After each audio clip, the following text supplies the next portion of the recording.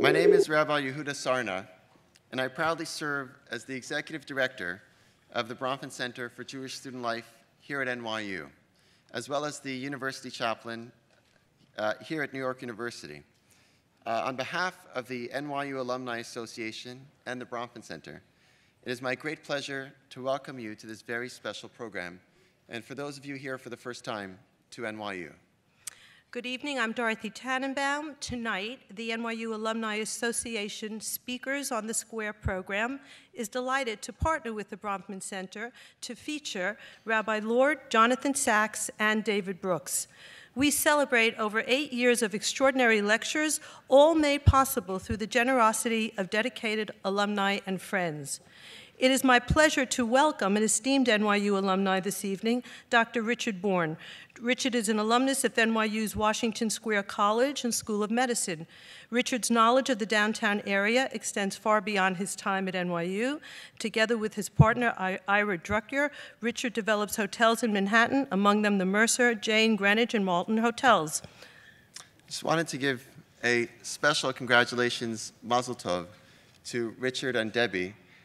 Just Saturday night, they became grandparents once again, and so we thank them.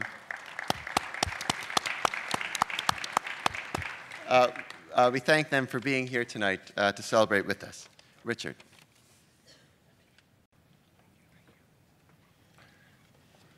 Thank you, Rabbi Sarna. It is an honor to be here this evening. NYU is my alma mater for both my undergraduate and graduate education. Both my daughter Jennifer and my son Max attended NYU, making NYU a family affair. We continue to marvel at the forward-thinking and seemingly endless opportunity that NYU provides its students, faculty, alumni, and friends. I am proud to serve on the advisory board of the Bronfman Center, a home for Jewish students and a Jewish center for the whole university.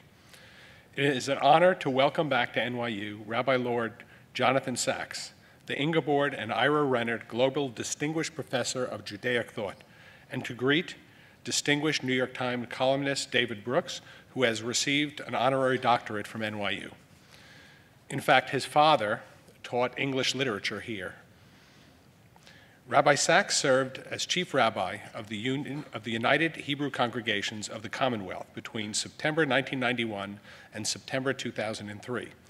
A visiting professor at several universities in Britain, the United States, and Israel, Rabbi Sacks holds 16 honorary degrees, including a doctorate of divinity confirmed to mark his first 10 years in office as chief rabbi by the then Archbishop of Canterbury, Lord Carey.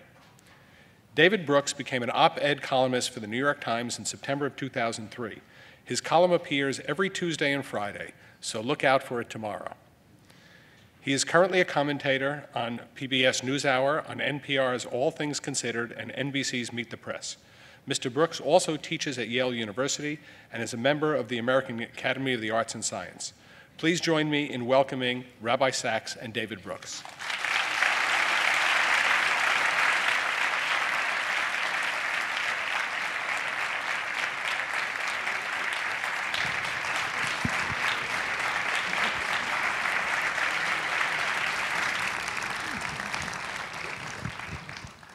Welcome, Lord Rabbi. I haven't been here since I was 5 years old.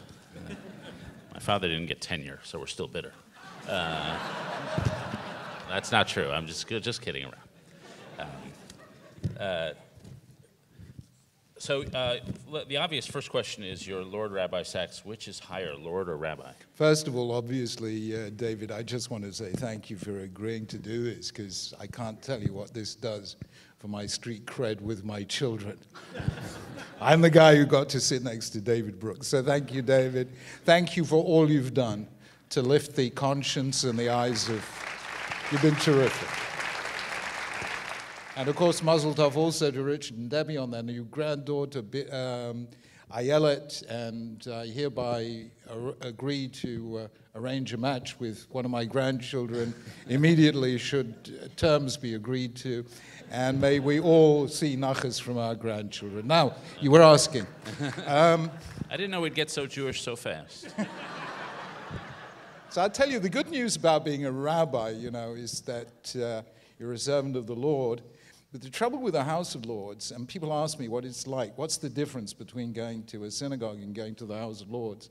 And I say, if given the choice, always go to the house of the Lord instead of the House of Lords. Because in the house of the Lord, only the rabbi gives a sermon. In the House of Lords, everyone does. And what's worse, nobody listens to them either. So, well, that's probably the same in a synagogue likewise. But no, I mean, this concept of rabbi and the concept of Lord tell us really what's at stake here. Rabbi means my teacher. We are not a religion that gets impressed by titles, by hierarchy. We believe that every Jewish man, woman, every Jewish child is an aristocrat. We're part of a royal family that's been around for a very long time. So we don't take this lords and ladies thing terribly seriously.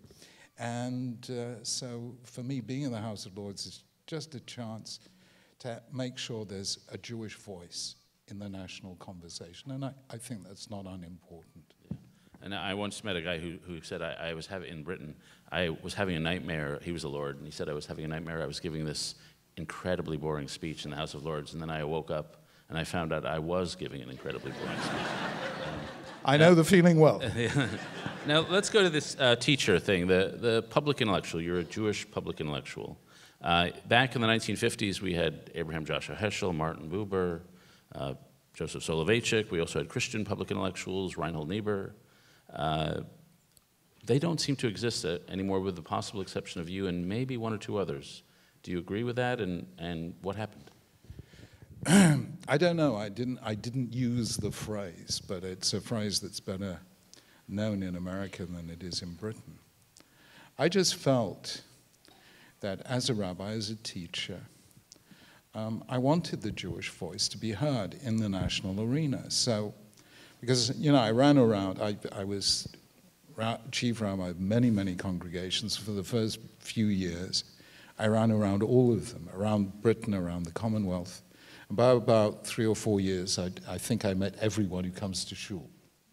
And I sat down with Elaine, my wife, and I said, how do I reach the people who never come to shul? And that's when I realized that, we do have this thing called the public square, which in Britain means things like the BBC, like the Times of London. And so I began to do a fair amount of broadcasting and writing.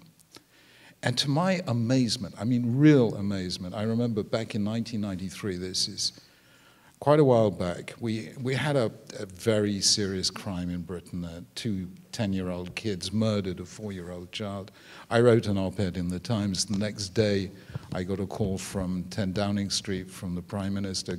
He'd read the article, could I come round and discuss it with him? I remember the first time I sat face to face with the Prime Minister. John Major turned to me and said, Jonathan, what do I do about crime? I said, be against it, Prime Minister. And from then on, I kind of found myself in the public square. But it wasn't a conscious decision. I just felt I want to reach Jews that I can't reach any other way. And in the course of doing that, I discovered that I was touching and a religious message. And I think Reinhold Niebuhr found this, that he reached way beyond the Christian community. I think A.J. Heschel found he reached way beyond the Jewish community. When we enter the public square and develop a reason, use John Rawls' language of public reason so that people understand what you're saying without knowing the proof texts, then you do add to the texture and richness of public debate. And, we call stuff the news. I specialize in the olds, because, you do need a sense of perspective. As Richard Weaver once said, the trouble with humanity is it forgets to read the minutes of the last meeting. And if we forget the past, we can repeat its mistakes. Yeah. I recently saw a graph of the experts who were cited actually in my newspaper by profession. And the economists over the decades had gone from here up to here.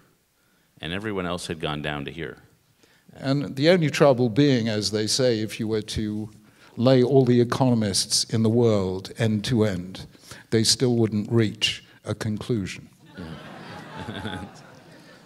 So there is an economics department here at NYU, though.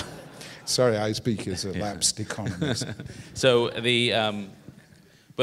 so they have become, economics has become the gateway between public knowledge and policy. And it seems to me what's cast out of that conversation is the language of morality. And this hit home to me once I was on, we have a show here called Charlie Rose, which is broadcast on PBS for 14 people on the Upper West Side. No, it's a joke. You have to explain that one to me. I should not say these things that just come to me. But, and I once was talking about a book I'm working on, and I was using the word sin. And I got a call the next day from a prominent publisher, not mine, and he said, I loved your description of your book. I wouldn't use the word sin. It's so off-putting. Use the word insensitive. But I think that's a sign that, especially for a religious figure, if you're talking about morality in the public sphere, there are certain words that are uncomfortable or unknown, and certain concepts, namely God. And do you find you talk about morality, you talk about public affairs, but you don't talk as much about God, or use some of that language? No, I want to bring together here two very remarkable insights. Number one, a Talmudic insight. The Talmud says, when you get to heaven, the first question we will be asked is, did you behave honestly in business? The second question is, did you learn Torah? That will show you a sense of rabbinic priorities. There are no value-free zones, including the market economy. The second thing is a remarkable thing, and I'm sure you know this, that one of the great minds of the 20th century, John von Neumann, who was the son of a banker and who, in his spare time, while he wasn't, doing nuclear physics, invented something called games theory. Games theory has a famous thing called the prisoner's dilemma, which tells you can construct situations in which two people, each acting in their own best interests, achieve an outcome that is bad for both of them. Now, the prisoner's dilemma was regarded as a mathematical curiosity, but it was nothing of the kind, because it refuted the principle on which the whole of market economics is based, Adam Smith's principle that it's not the altruism of the butler and baker, but the pursuit of their own interests. In other words, he said if everyone pursues their own interests, then the economy, and he used an almost religious phrase, by the invisible hand, will produce general good. What the prisoner's dilemma showed is it isn't true. And the prisoner's dilemma was solved by something called the iterated prisoner's dilemma. In other words, if two people get to know one another, then they realize that each pursuing their own interests is bad for both of them, and they learn to trust one another. What this showed mathematically is that you cannot run a market economy without trust. And the banking system collapsed in 2008. Because bankers lost the trust of the public and they lost trust in one another. So there's a very moral thing, and yet a whole Western economy fell to pieces because of it. A free market depends on virtues that are not created by the market. Take sin and virtue out of economics, and the economic system will collapse. What's the Jewish definition of sin? What? The Jewish definition of sin is what you did and I apologize for on Yom Kippur.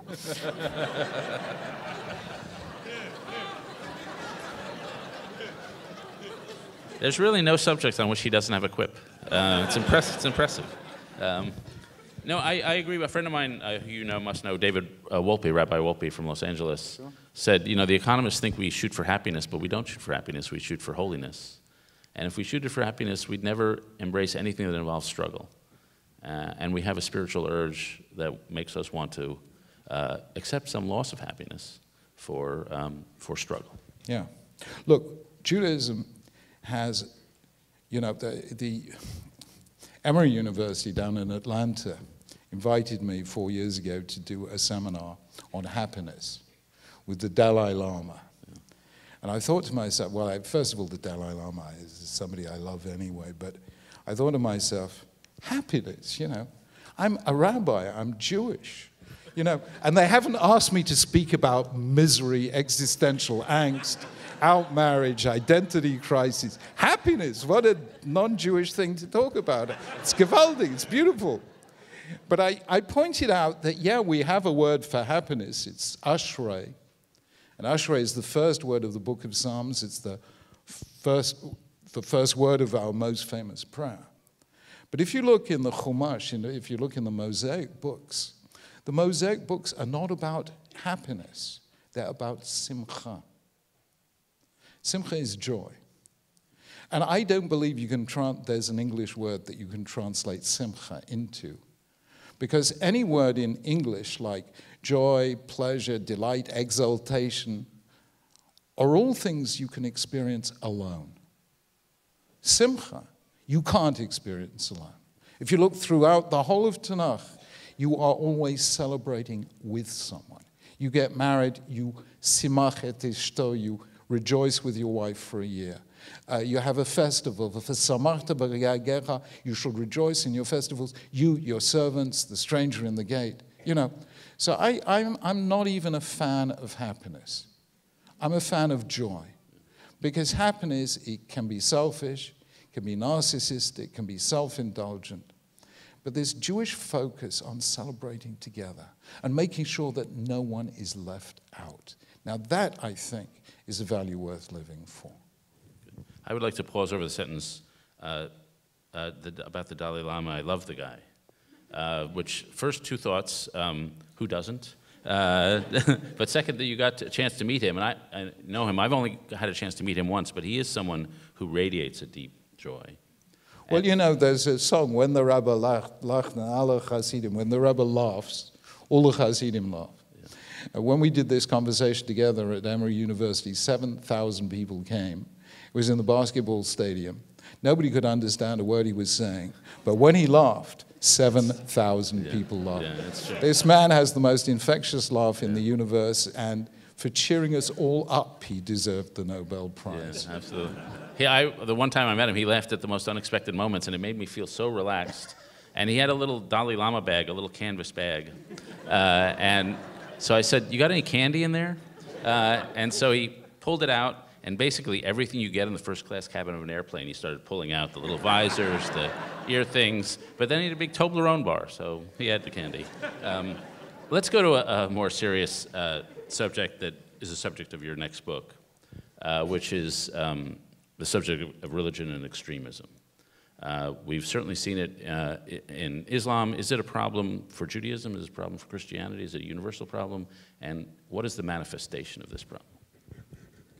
Where religion turns to extremes, when it feels that the distance between itself and the world has become unbridgeable. The normal state of religion is to exist in creative tension with the world. But when the world becomes so secular that if you're religious, you feel every value that you hold sacred is held lightly by the world, then you have to say, well, either I opt for the world or I opt for the word. And as a result, all religions have become more extreme in the past century. It was a series of pamphlets in the 1920s called the Fundamentals that led to the word fundamentalism. And that began with Protestant Christians in America. The second religion to go extreme was Judaism after the Holocaust, when the world of the Haredim, of the very, very Orthodox, did this extraordinary thing, because although all Jewry lost in Europe in the Holocaust, none was more hit than the ultra-Orthodox in Eastern Europe that lost over 90% of their number. All that were left were Ud Mutzal Me'esh, a brand plucked from the burning. And with total dedication, and without weeping and building Holocaust memorials, they simply rebuilt their shattered worlds. They had the faith to marry and have children and build families, and build communities, and build schools, and build yeshivot. So this community that was almost completely destroyed in the Holocaust has rebuilt itself in every country, in Israel, in America, everywhere. And it's extraordinary. So there's such a thing as going to the extreme in the sense of shunning or negating the world. And that is not problematic. It becomes problematic when extremism turns to violence. Extreme Christians like the Amish, like the Mennonites, ultra-Orthodox Jews, who are happy sitting and learning and davening, they are not a threat to the world.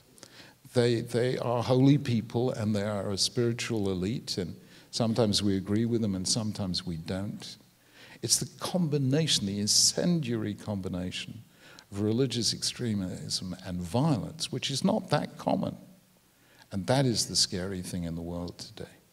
Now, it's an amazing sentence that all religions became extreme in the 20th century. That's counterintuitive. We used to have this thing called the secularism thesis, that religion was dying out, but obviously not so. It was more accurate to say maybe, and this is true here, polarizing.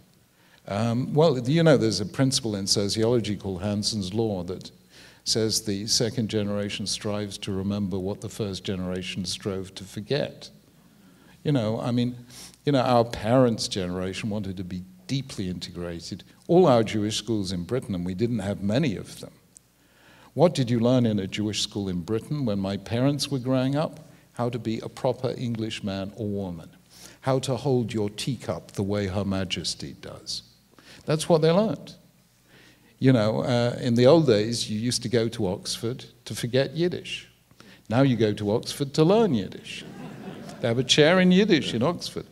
They probably tell a very superior form of Yiddish Oxford joke, I wouldn't know. I'll tell you a Oxford Yiddish vote, one Oxford Jewish academic about another. On the surface, he's profound, but deep down, he's superficial. And now, in this country, when we want to assimilate, we try to be British. You may have heard the phrase, what is it, act Yiddish, think British? Or no, act British, think Yiddish. And what they did a couple generations ago was they decided to take all the names that were extremely English and give them to Jewish boys, so nobody would think they were Jewish. And they gave them names like Irving and Milton and Norman. And within a generation, they were Jewish names, but so it didn't work. That's right. What? Was it Ben Gurion who said, who was it who said, today they call it Israel, but next year they'll call it Irving.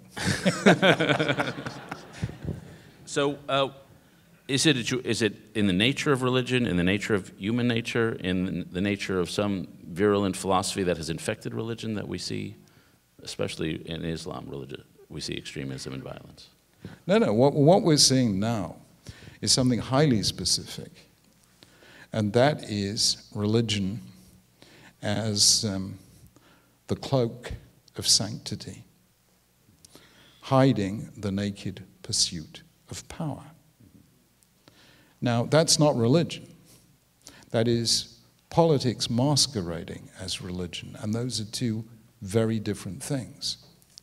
Now, I don't think Jews or Christians should feel in any sense superior here, because where Islam is now, we have been and they have been. Don't forget that what is happening in Islam now was happening in Israel in the first century.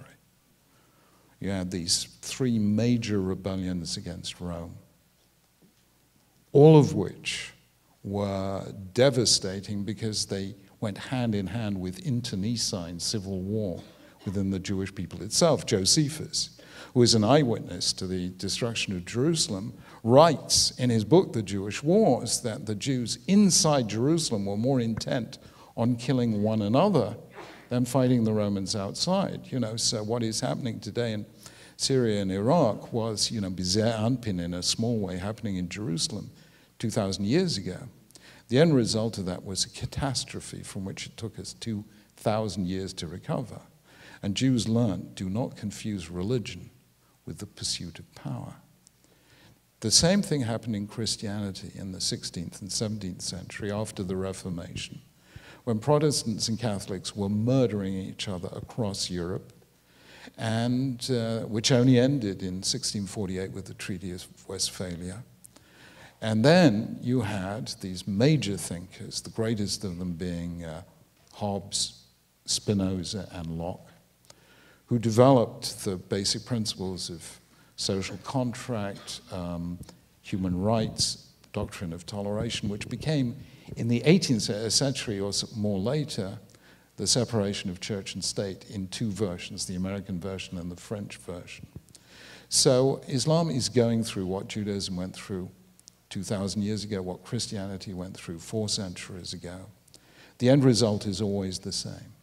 People realize you must never pursue, you must never confuse religion and power, or to put it bluntly, you cannot impose truth by force.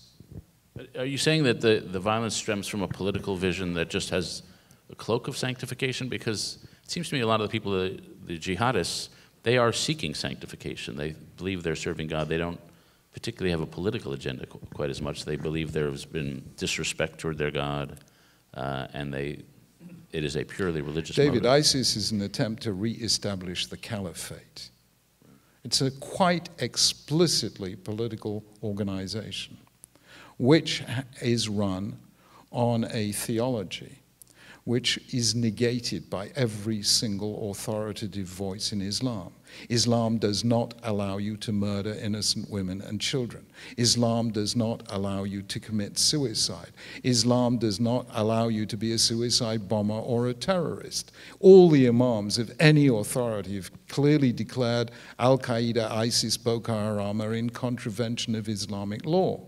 So what is absolutely clear and lucid is the restoration of the caliphate after the Al-Nakba, if you like, of 1922, when the last imperial bastion of Islamic power, the Ottoman Empire, was dismembered, and that is what they're trying to restore. So what is clear about them is their political agenda. What is thoroughly murky is their religious justification, which is so tenuous as to be tissue thin. Let's talk about Europe, what happened in France, and the atmosphere in Great Britain. The first question, I guess, is if Jean-Jacques Jew comes to you, lives in Paris, and says, you know, for the long-term health of my family, I think I should leave France and go to Israel, what would you say? David, I had a chance in May 2007 to sit, not much more distant than I am from you to now, to address the 3 leaders of Europe at the time, Angela Merkel, who was chairing the European Commission, José Manuel Barroso, chairman of the EU, and Hans-Gert Pöttering, the president of the European Parliament in Strasbourg. And I said to them, Jews in Europe go back a long way. That experience added many words to the human vocabulary. Words like inquisition, expulsion, forced conversion, auto-da-fé, ghetto, and pogrom. I said all that is the past, and we will live with the past. But today the Jews of Europe are asking, is there a future for the Jews of Europe? And that should concern you, the leaders of Europe. So I spoke about this 7.5 years ago to the European leaders.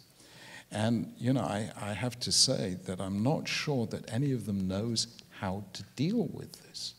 It's a very, very difficult issue. And therefore, Jews have been leaving France now, although it's only come to public notice. But I know that Jews have been leaving France since around April 2002, because that's when I first heard from French Jews that they felt it was not safe to bring up children in France. And I don't think it's only France. I think it's happening in Norway, in Sweden, in Holland, in Belgium. And that is serious. To think, we've just commemorated the 70th anniversary of the liberation of Auschwitz. To think within living memory of the Holocaust, you have a Europe where it's unsafe to be a Jew in the street. I don't know whether Europe will ever recover from that stain on its character. So I think this is a very, very serious issue. So do you think the problem is some radical extremists within the Muslim community, or do you think there is a pervasive anti-Semitism within society? Anti-Semitism is like a virus. We have a protection against virus called the immune system. And after the Holocaust, the greatest attempt in the history of humanity was undertaken to create an immune system so strong that it would be proof against any virus of anti-Semitism. That was a commitment of never again. 50 years of anti-racist legislation, 50 years of interfaith dialogue, 50 years of Holocaust education. The trouble is, although Europe was cured of that virus, certain countries in the Middle East had been infected, some in the 19th century by the spread of the blood libel into Egypt and Syria. You remember the Damascus blood libel of 1840. And then, of course, brought by the Grand Mufti of Jerusalem, who was working for Hitler in Berlin during the war, he brought the Protocols of the Elders of Zion in Arabic translation into the Middle East. And both of those have infected the Middle East, and from there, quite wide swathes of Islam. This is not only the Islamists. And they have brought it back to Europe. So that is what's happened. I mean, it's tragic. If your family or members of, or your friends or congregants are at a dinner party in London in the course of normal life, does this come up? Do they feel it? Is there a dining while Jewish phenomenon? I think we've been talking about nothing else for the last 10 years, actually. Britain remains a profoundly tolerant country. The first time I spoke about anti-Semitism in the EU, I spoke in the EU Centre in Brussels in 2003, and I said, Jews cannot fight anti-Semitism alone. The victim cannot cure the crime. The hated cannot cure the hate. And I realized that the great failure in the 19th century and even the early 20th century is Jews were left alone. So the one thing we did in Britain almost immediately, that's in 2003, is we went to the Prime Minister, we went to the politicians, the parliamentarians, we said, you have to lead the fight against anti-Semitism. So Britain became the first country where the fight against anti-Semitism is led by non-Jews. And that is incredibly important. The most important thing that has now happened, and tragic that it should have happened, but it is incredibly important, is that what happened in Charlie Hebdo and Paris has finally persuaded Europeans of something every one of us has known for a very long time. The hate that begins with Jews never ends with Jews. You may call this anti-Semitism, but in the end, it's going to affect every single European. If a Jew isn't safe to live in Europe, then no one is safe to live in Europe. So is it your perception the Charlie Hebdo thing has proven to be a pivot point or will prove to be a pivot point? I hope so.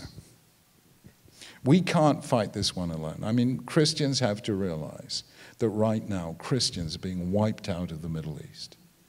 I mean, it's a horrendous story, and it's a largely untold story. But they, more than 1 million Christians have been forced to leave Iraq. Afghanistan, there are no Christians. They burnt down the last church in 2010. 450,000 Christians have fled Syria. 5 million Copts in Egypt are living in fear. I mean, so unless Jews and Christians can stand together, then, we have to stand together. I mean, there is no alternative. Are you generally optimistic or pessimistic about the future of Judaism? Do you have worries about intermarriage, worries about other things that you think will either drain, or are there trends that just make you think we're just going great guns here? Shall I give you a Jewish definition of optimism? I thought you might. This is the worst possible world in which there is still hope. I'm digesting that. I'm really asking you what makes you worry and what makes you hopeful. Listen, I was discussing. There's professor of English literature. Your father taught English literature. We have one in Cambridge called George Steiner. George Steiner was, in a sense, a survivor of the Holocaust. He was a child in France when it happened. And we were having a conversation like this 12 years ago. And the subject turned to anti-Semitism. And he turned to me and he said, "They will hunt you out like a dog." And I said, "George, I am not a guest in this country. I stand and I fight." And that is still my belief. We don't just take this lying down. We stand and we fight. Because Jews were hated because they were different. But difference is what makes us human. It's the fact that each of us is unique means that none of us can be substituted or replaced by any other. It is that that makes life holy. And therefore, a country or a culture that has no room for Jews has no room for humanity. And therefore, we stay, we stand, and we fight. And we fight with good friends, with Christians, with secular humanists, with Hindus, with Sikhs, and above all with moderate Muslims who feel as threatened as we do. And we stand, and we fight, and we win. And believe you me, we will win. End of sermon. I'm going to... But just for, say you're a 20-year-old student on an American college campus, what does that mean? What do you do? Is it the wearing of the kippah? Is it the being out there and Jewish? Is it building bridges? What do you do? I come back to that word simcha. If you want to, I don't know. If I were a Jewish student on campus, I would do what we do in our local synagogue, get in the best whiskey, do the best cholent, have the most wonderful Shabbos you can possibly imagine, and invite the local leading Christians and Muslims to come and make Shabbos with us. And I would teach them some Shlomo Carlebach songs, and I would say, I am going to share a little of my Jewish joy with you because I think you need cheering up. I'll tell you something, David, this surprised me. There was an Italian film director, I've forgotten his name now, Bernini, who did a film called Life is Beautiful, which was a comedy about the Holocaust. Right. And I wrote in a book I said, I understood his point that humor keeps you sane. But in Auschwitz, humor didn't keep you alive. And this book of mine, which was a cheerful sort of book, it was called Celebrating Life. I wrote it to cheer myself up after my father, Oliver Schoenheim, died. It became the Holocaust survivors' favorite book. But they came to me and they said, there's one sentence in your book that we don't agree with, where you say you can't agree with Bernini, Life is Beautiful. And an Auschwitz survivor said to me, when I was in Auschwitz, I realized that unless something kept my spirits going, I would die. I was a young man. I found another young man of my age, and we agreed that every day we would try and find an episode when we were out in our labor camps that would make the other one laugh. And we would come back at the end of the day exhausted, dead. And we would tell each other a funny story, and we both laughed. Humor kept me alive. David, we are the people who didn't even lose our sense of humor in Auschwitz.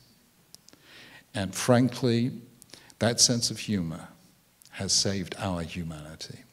And we have to share that with the world because right now our humanity is on the line. So I wouldn't invite the lunatics to my Kiddush, but anyone who is willing to have me as a friend, I would say Alachaim, I would give them cholent, which, it either kills or cures one way or another.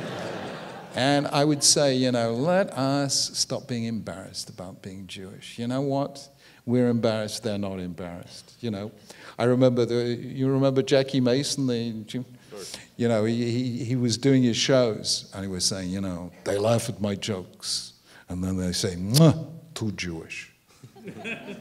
We're embarrassed about being too Jewish. You know that? There was this wonderful man, Shlomo Carlebach, who went around campuses teaching people to love, to sing. And after a lifetime, he summed up his experiences, because he went out to non-Jews as well as Jews. And he said, when I come to a group of students, I ask them, what are you? And if a student gets up and says, I'm a Catholic, I know that's a Catholic. And if a student gets up and says, I'm a Protestant, I know that's a Protestant. And if a student gets up and says, I'm just a human being, I know that's a Jew.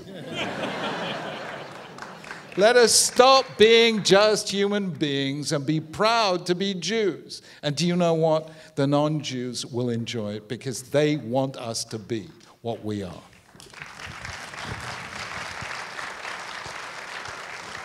Let me ask you about Shabbat meals. I have a stereotype or a generalization that almost every Christian religious service is more spiritual than almost every synagogue service.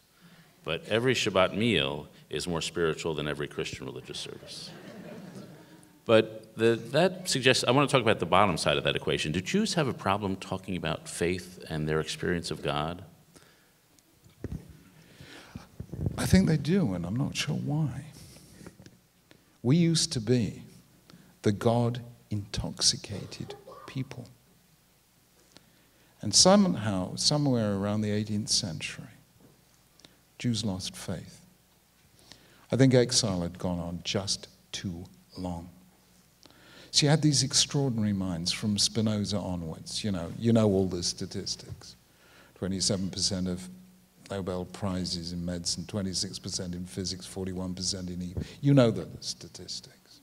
But how many of those were believers, And it's a tragedy because somehow Judaism is, to my mind, one of the most mature, adult, extraordinary faiths I've ever come across. We do not, like the Red Queen in Alice, believe in 6 impossible things before breakfast. We are not a people who believe in the irrational. We are the people who invented the concept of argument for the sake of heaven. In fact, I think God only chose the Jewish people because he loves a good argument. So you have this tremendous intellectual, muscular, daring religion, which puts in its canon of sacred texts books that any other religion in the world would deem heretical, like Ecclesiastes, a subversive book. Or Job, of Job hurling questions at the Almighty, and the Almighty finally turning up at the end and asking 4 chapters of questions of his own and never answering any one of Job's. These are daring, courageous, it's a wonderful faith. And somehow Jews lost it, I don't know, because at a certain point, anti-Semitism stopped just being something out there and became something in here. And it's a great loss. But do you come to experience God through reason and through argument, or do you through sensation and transcendent sensation? I think Judaism gives you many different ways of coming to God. That's the nature of Judaism. God isn't simple in Judaism. There's creation, there's revelation, there's redemption. So there's that sense of God in the orderliness of the universe that Albert Einstein had to a tremendous degree. I mean, he was a mystic guy. He didn't believe in a personal God, but he believed in, well, as he said, God doesn't play dice with the universe, except he does, but Einstein didn't realize that, and it stopped him understanding quantum physics as early as he might have done. And there is revelation, this idea that we encounter God through the Word. Amos Oz and his daughter Fania wrote a book recently about their Jewish identity, and they called it Jews and Words, this idea of textual study. We find God through his world, we find God through his word, and then redemption, we find God through history, beginning with Pesach, and every other experience of exile and return, slavery and freedom. So I think you encounter God in multiple ways. We have mystical traditions and so on. Judaism is a rich, diverse, living tradition. It's not a simple set of creeds, you tick off the 39 articles or something and that's it. Judaism knows that because we're different, what works for some doesn't work for others. I encounter God through music. And I regret the fact that sadly, when the temple was destroyed, the rabbis decreed, let there be no more music, let there be no, proper music in shuls. We lose a great deal, Christians have these incredible choral traditions. They do the most extraordinary things in churches, like they sing in the same key, with the same words at the same time. I mean, it's unbelievable. It's so un-Jewish you wouldn't believe it. I think the aesthetics of music, I find, not only Jewish music, incidentally. I mean, personally, I can experience the transcendence through Beethoven's Lake Quartets, which are among the most spiritual things ever. So, I just think God is as broad as humanity, every aspect of humanity is a way of encountering God. Now, Paul Tillich, who was one of those public theologians in the 1950s, wrote a great collection of essays or sermons called Shattering the Foundations.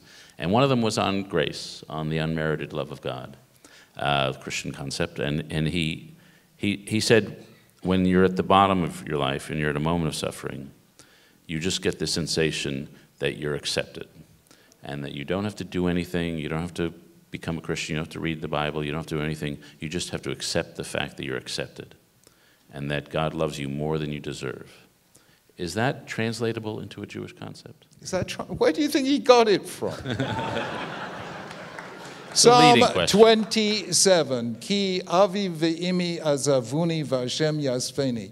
Even if my mother and father no longer had faith in me, God never loses faith in me. God has more faith in us than we have in ourselves. And I speak from deep personal experience here, David. I mean, it isn't always easy being a leader of Jews, I mean, there's good news and bad news about the Jewish people. The Jewish people are the greatest speakers in the world. The bad news is they're the worst listeners. So Jews have great leaders. The trouble is they have no followers, As I once said, the Lord is my shepherd, but no Jew was ever a sheep. And there were times, when I felt...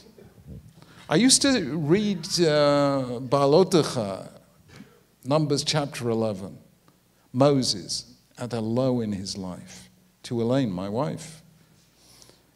This is what he says. Im kacha at oseli. If this is how you're going to treat me, he says to God, hargeni naharog yimatzati chen beinecha. If you have any rachmanis on me whatsoever, kill me now. Valere berati. That's what it says in the Bible. I said to Elaine, if we haven't got there, we're okay. But there were times when every molecule, every subatomic particle of self-confidence that I had was smashed to smithereens. And it was at that moment when I suddenly realized it does not matter if you believe in yourself. God believes in you. That's what matters. And that gave me the strength to carry on. And that is what Paul Tillich is writing about. And that is common ground between Judaism and Christianity. We may lose faith in ourselves. God never loses faith in us. I regard that as an absolute axiom of Judaism. This is a personal question, but I'll ask it anyway. Have you had moments of doubt about God's existence? Moments of doubting God. David, I studied philosophy at Oxford and Cambridge. There wasn't a single religious believer in my teachers. I was up against the best minds in Europe, and I never for 1 second had a moment of crisis of faith in God. But I surely, to goodness, had moments of crisis of faith in humanity. And I still have them. I tell you honestly, David, since we've just had Holocaust Memorial Day, the more I study Germany in the 1930s, the less I understand. I've spent a lifetime studying it, and I still don't understand. How did those great minds, Martin Heidegger, Carl Schmitt, Gerhard Kittel, Konrad Lorenz, these guys who were Nazis, that were among the greatest intellectuals, how did they play string quartets in Auschwitz-Birkenau while they were turning 1.25 million human beings into ash? I have an enormous crisis of faith in humanity. I never had a crisis of faith in God because I never believed that God is a strategic intervener. I never believed God is going to deliver us from all our problems. God is going to give us the courage and the wisdom that we can deliver ourselves. So I never had a crisis of faith, and I hope I never will. Because, you know, Judaism is not a faith that involves magical thinking. It's not a naive faith. It's a very, very mature and sophisticated one. So no, I never had a crisis of faith. So let's talk about that material reality of Judaism. I'm Jewish, I don't keep kosher. Is that a mistake?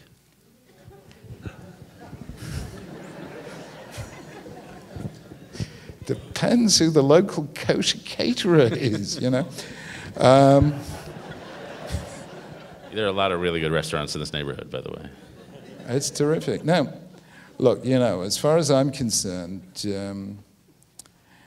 I used to be a slightly finger-wagging, judgmental kind of guy. And then I said to myself, you know what?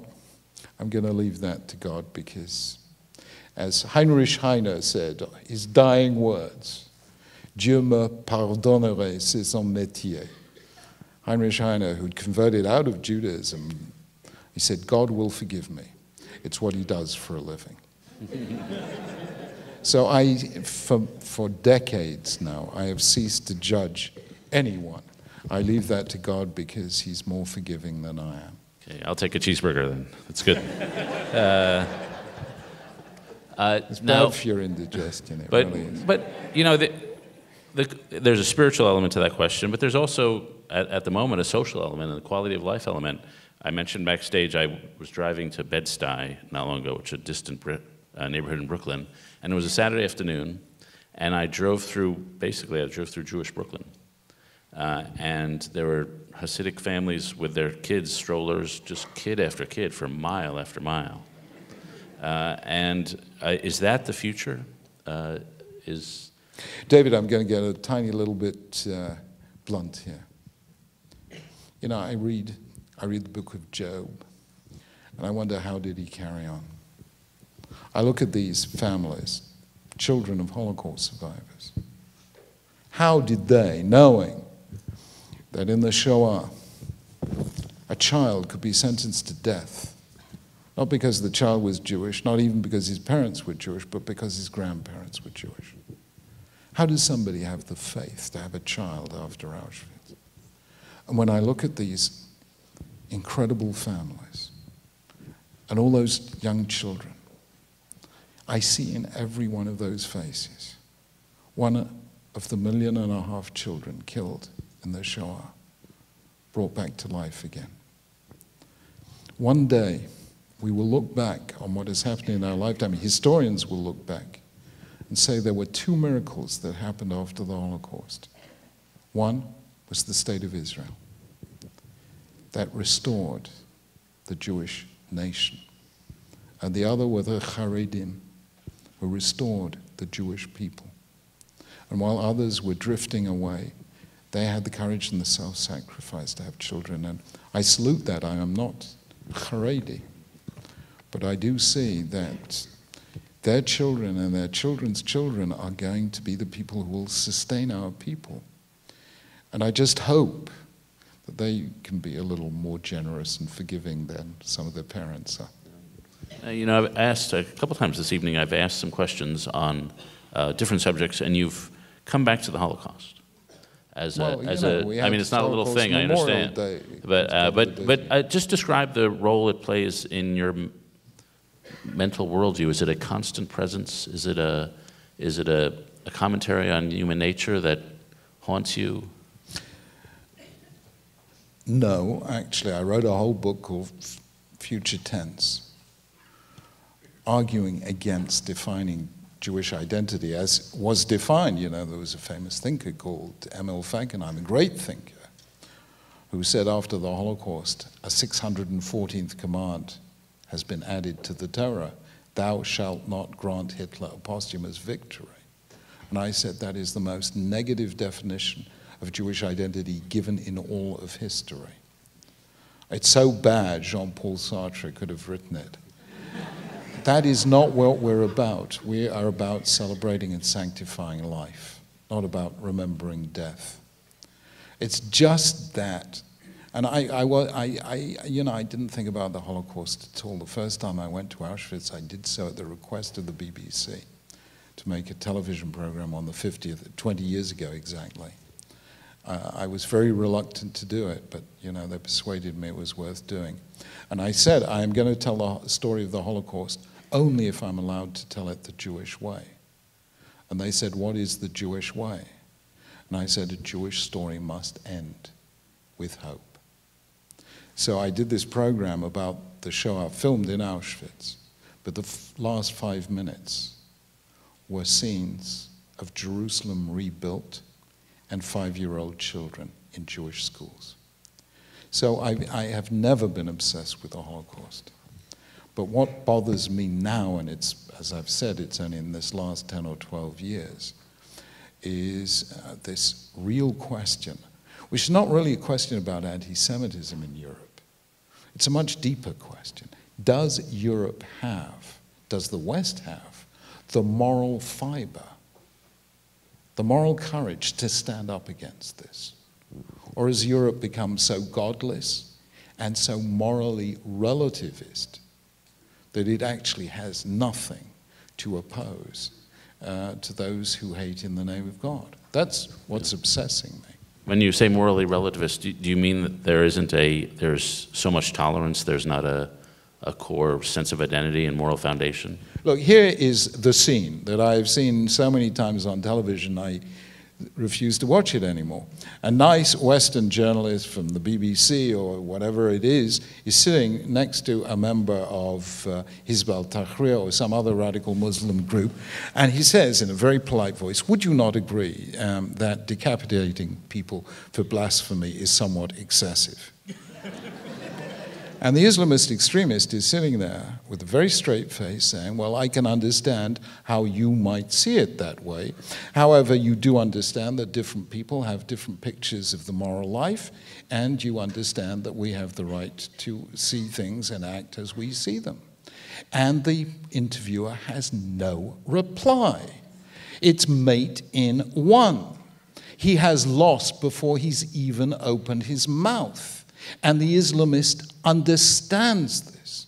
And in a world of moral relativism where there is no absolute truth and no absolute right and wrong, the only thing that talks is power. And in that sense, the Islamist is the true child of the 21st century. It's not because he is strong, it's because we are weak, and he sees and exploits that weakness.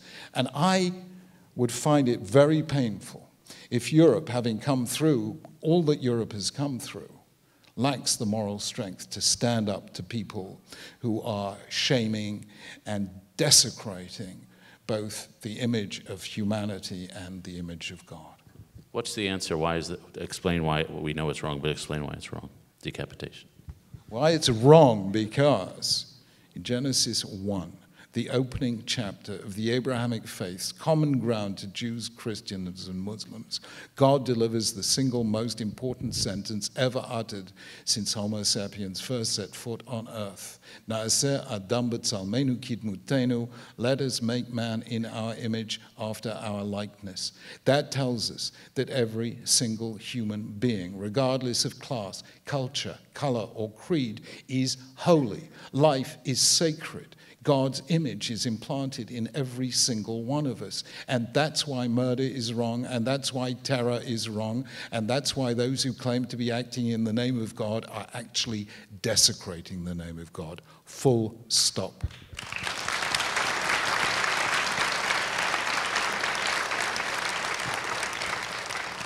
We've just got a few more minutes, so I'd like to ask you about the Super Bowl. No, I'm kidding.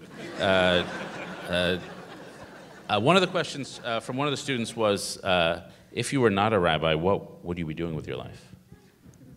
Well, just think, if I weren't a rabbi, I'd have to listen to them, so I'm rather pleased. When I was a student, I had, I was undecided between being an economist. I went to study economics, originally at university, or being an academic, a philosopher. I dreamed one day maybe I could be a fellow of my college in Cambridge, or a professor, or a lawyer, a barrister. In January 1978, I came to New York. It was colder than it is this January, and visited a man who had been a great influence on my life, the Lubavitcher Rebbe, Rabbi Menachem Mendel Schneerson. And I said, I have these three ambitions, and I'm not sure which to pursue. Which should I pursue? He looked at my list, and he said, no to the economist, no to the academic, and no to the lawyer. He said, you are going to train rabbis for the next generation. And you are going to become yourself a congregational rabbi so that your students will come and see you in action and learn how to do things. He sent me back to be a congregational rabbi and a teacher of rabbis, and sent me specifically back to the rabbinical training college called Jews College. You have in Yeshiva University something called REITs, which is the equivalent in America, which I did. I went back and became a congregational rabbi. I became the principal of Jews College. I taught rabbis. The odd thing was that, having relinquished all three ambitions, I did have the privilege of giving Britain's top 2 economics lectures. I did become a fellow of my college. I did become a professor, even at NYU. I have this here to prove it. And they made me an honorary barrister and an honorary fellow of Inner Temple, where I gave a lecture to 600 barristers on restorative justice, including the Lord Chief Justice and the head of chambers, Princess Anne. So in the end, I think, I'm just grateful that I had this chance of speaking to the Rabbi, and he, there are wise people who see where you fit into the big jigsaw puzzle. And in the end, I fulfilled all my ambitions precisely when I was walking in the opposite direction. Well, what did you learn being a congregational rabbi? Did you learn things about human nature you didn't know before? Yeah. Number one, I learned that the art of conversation is not dead. It is alive and well, and it happens especially during the reading of the Torah.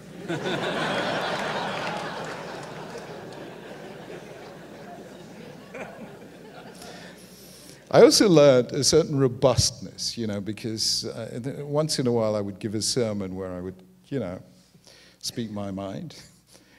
And I was a rabbi of quite a congregation in Marble Arch, which had some fairly alpha males. And after my sermon, one or two of them would come over to me and deliver this wonderful compliment. Next time, speak about something you know something about. But I will tell you this, and it's an extraordinary thing. Elaine and I had this position as chief rabbi and chief rebbitzin for 22 years. We had as dinner guests round our table at our home 4 prime ministers. I don't know how many government ministers. They all became friends, lots of royals from Britain and even from the Middle East, from Morocco, from Jordan. And the odd thing is that every single time we had this guest of honor, they were outgunned intellectually by all the Jewish people around the table. And I suddenly realized that we may be a tiny people.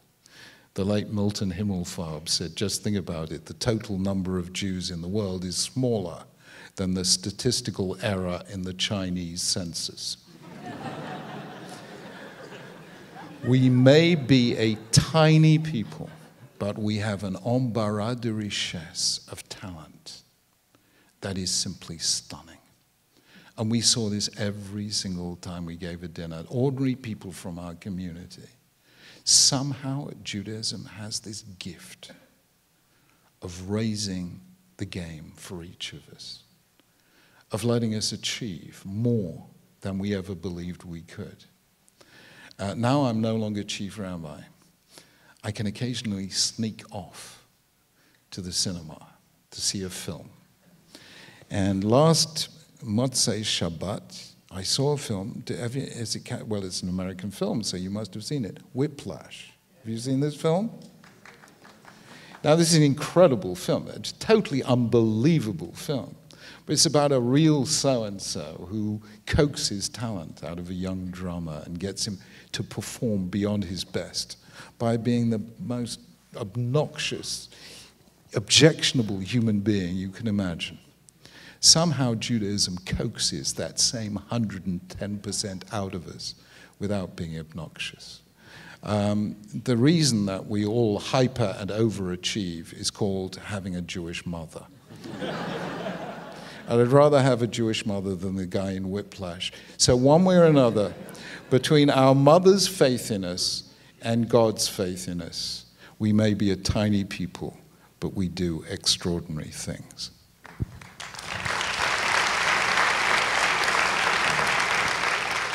Backstage, the rabbi was talking about the movie Lego, which I will not go there. I love it. Everything is awesome. This is such, this is such an un-British thing, let alone an un-Jewish thing. In Britain, everything's terrible. If everything's terrible, then everything's okay. Whereas in America, everything is awesome. Yeah, I commend that. Yeah, that's true. Well, my joke is that, somewhat unfair joke, is that being a conservative columnist on the New York Times op-ed page is like being the chief rabbi at Mecca. Sometimes a little lonely, but it's been a great pleasure to be with the former chief rabbi of Great Britain, Rabbi Jonathan Sacks. That is great.